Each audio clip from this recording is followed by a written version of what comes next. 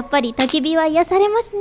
ねねのチャレンジ企画、焚き火編。まずはキンドリングクラッカーで薪割りから。こちらはもう手慣れたものです。割った薪を焚き火台に並べていく。組み方にも色々種類があるので少しだけ紹介しちゃいます。まずは並列型、次が井桁型、インディアン型にティピー型、他にもまだまだあるみたい。というわけでいざ着火。やっぱり焚き火は癒されますね。キャンプの定番焚き火、みんなもぜひチャレンジしてみてね。